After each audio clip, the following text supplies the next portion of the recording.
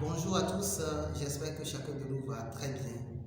Aujourd'hui, nous sommes sur cette chaîne comme Sultis pour parler d'une thématique très importante, le marché baissier. Est-ce que c'est une bonne chose? Mais pour ceux qui sont nouveaux sur cette chaîne, vous devez savoir que nous parlons marché financier, crypto-monnaie, et si cette thématique vous intéresse, alors vous pouvez simplement vous abonner à la chaîne pour ne pas manquer les prochaines vidéos. Alors appelez-moi simplement Justin. Nous allons simplement revenir après le générique pour entrer dans le vif du sujet. Alors à tout à l'heure.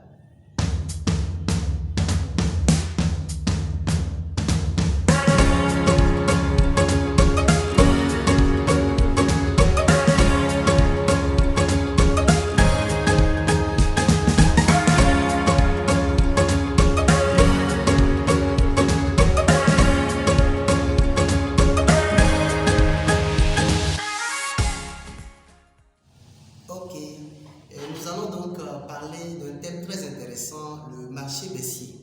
Généralement, dans le monde de la crypto-monnaie, lorsque le marché est en baisse, les gens ne se posent pas la question concrètement, qu'est-ce qui en est la base? Aujourd'hui, nous allons simplement, en quelques minutes, essayer de voir concrètement les grandes lignes qui se cachent derrière le marché quand elle est vraiment haussière et quand elle est baissière.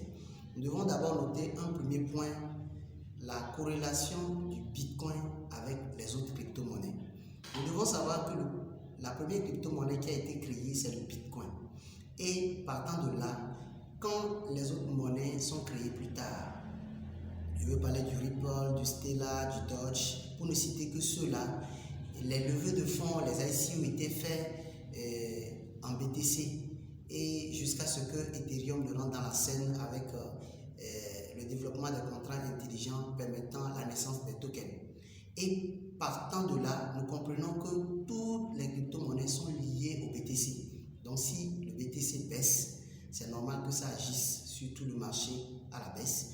Et si le BTC monte, c'est normal que ça agisse sur tout le marché à la hausse. Donc si nous comprenons que effectivement toutes les monnaies sont corrélées et liées au BTC, nous allons maintenant donc voir concrètement, est-ce que le Bitcoin a été juste créé comme ça ou bien elle a été structurée en cycle? Et nous allons dire que le Bitcoin a un cycle. Et depuis 2009, le Bitcoin évolue dans un cycle de 4 ans.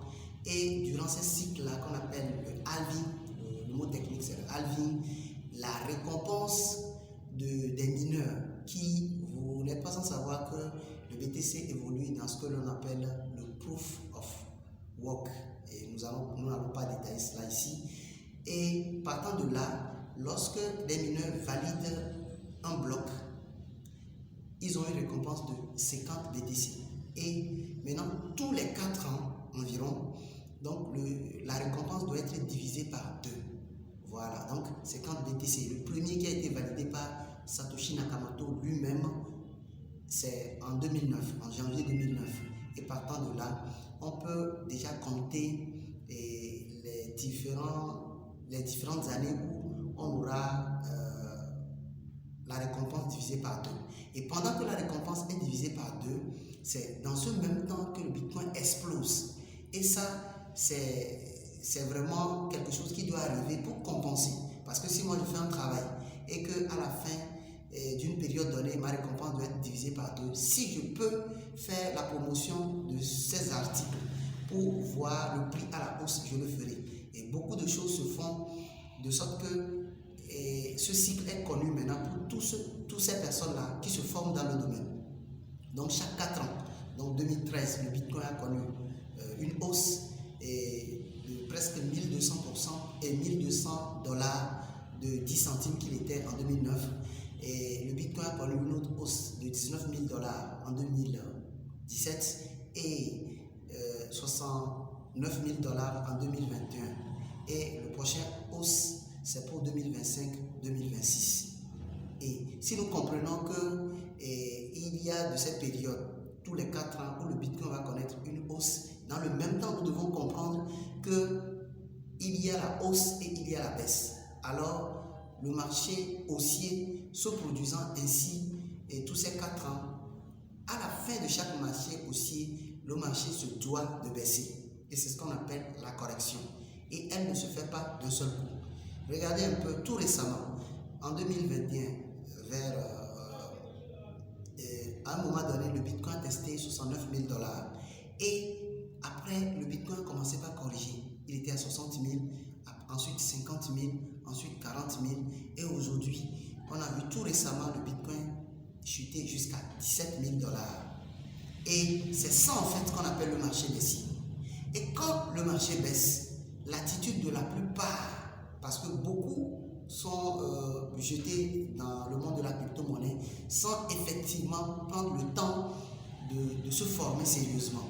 Voilà. Donc quand le marché monte, la plupart rentrent dans le marché. Mais quand le marché baisse maintenant, vous allez vous rendre compte que les gens sont tristes, alors qu'en réalité, c'est le meilleur moment de construire sa fortune. Donc construire sa fortune, c'est pendant la baisse.